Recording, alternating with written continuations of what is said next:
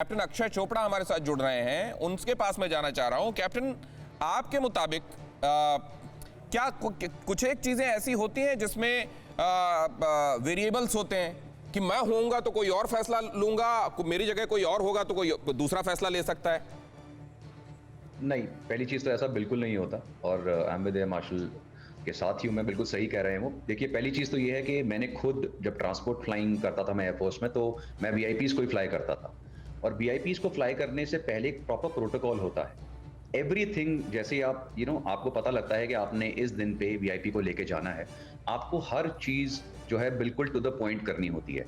Proper SOPs हैं, proper guidelines हैं air force में, प्रॉपर एयर सेफ्टी के हिसाब से ही, फ्लाइट सेफ्टी के हिसाब से ये काम करता है। अपनी मर्जी से आप कुछ नहीं कर सकते।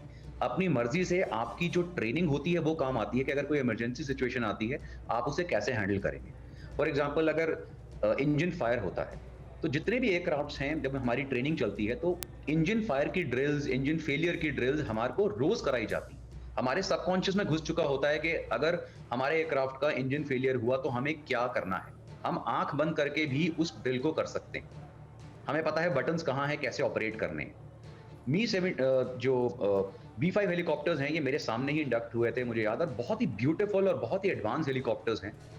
ये जो इंसिडेंट हुआ है इसमें हम मशीन को तो ब्लेम कर ही नहीं सकते, क्योंकि ना हम पायलट को इमीडिएटली ब्लेम कर सकते हैं, क्योंकि मशीन में हो सकता है कोई टेक्निकल स्नैग आ गया हो। ये ही that's why it is a machine. आपने देखा होगा Su-30 भी क्रैश होते हैं, हमारा C-130 भी किसी रीजन से हुआ था।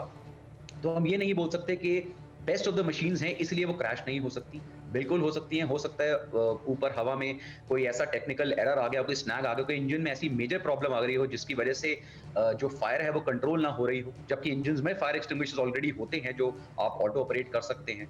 लेकिन कई बार सिचुएशन बहुत अलग हो जाती तो है। एक बात मैं ये समझना चाहता हूँ इस मोड पर, ये आपने देखिए तमाम जो पॉसिबिलिटीज हैं, जो अंदेशे हैं, उनको आप रूल आउट कर रहे हैं, क्योंकि कहीं पर भी कोई वेरिएबल नहीं है।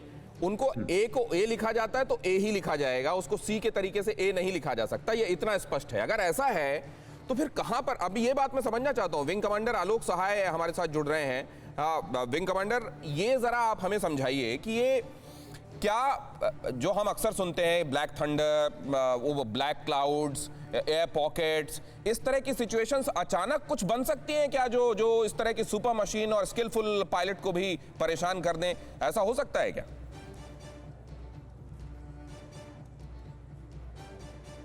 सर आप अनम्यूट कीजिए प्लीज। सर आपने म्यूट किया हुआ है, प्लीज।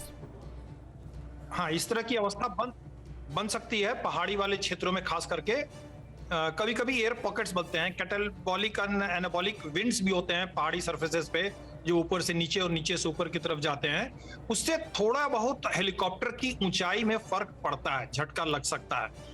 देखिए, अभी जो 19 सेकंड का वीडियो जारी हुआ है, जो लगभग सारे चैनल्स पे दिखाया है, सर ये पॉसिबिलिटी है एयरक्राफ्ट, अगर एयरक्राफ्ट की ऊंचाई में फर्क पड़ सकता है तो अचानक वो एक हाइट से नीचे की तरफ आया हो और वो हाइट इतनी पहुंच गई हो कि वो किसी बड़े दरख्त की जद में आ गया हो, ये मुमकिन है क्या सर? इसके बाद आगे आप अपनी बात कहिएगा। जी हाँ, ये मुमकिन है। एयर पॉकेट्स में ये मुमकिन है।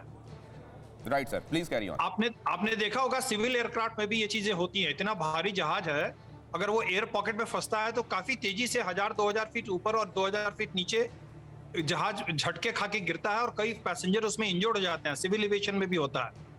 तो ये तो अब जांच का विषय है कि ऐसा कुछ हुआ है क्या वहां पर। दूसरी बात मैं ये कहना चाहता हूं कि जब फ्लाइट प्लान बनता है वीआईपी एयरक्राफ्ट का, जैसा कि हमारे सीनियर ऑफिसर्स ने भी बताया, वो इतनी मेटिकुलस प्लानिंग होती है। इवन मेट कंडीशंस जो है, आजकल की तकनीकी इतनी ज्यादा अच्छी हो चुकी है कि रियल मेट कंडीशंस हमें इन रूट वेदर भी दे दिया जाता है, पायलट को सब कुछ पता होता है। और लेकिन कभी कभी क्या होता है कि रास्ते में आपको पहाड़ी के सर्टेन सेक्टर्स पे, कुछ खास जगह पे हो सकता है कि अचानक लो क्लाउड्स आ जाए, अचानक ड्रिफ्टिंग क्लाउड्स आ जाए। ये एक लोकलाइज्ड फिनोमेना सडन हो सकता है, जैसा कि वो वीडियो में आ रहा है कि वो हेलीकॉप्टर जो है वो लो क्लाउड ड्रिफ्टिंग लो क्लाउड। आपकी बातों से चीजों को लिंक करने में फिलहाल तो हमें बहुत मदद मिल रही है। अभी ब्लैक बॉक्स राज उगलेगा, लेकिन उसके पहले चीजों को दिमाग में बनाने में बड़ी मदद मिल रही है। सर मैं आपके पास वापस आऊंगा। और परवाह देश की, सोमवार से शुक्रवार रात 10 बजे TV9 भारतवर्ष पर।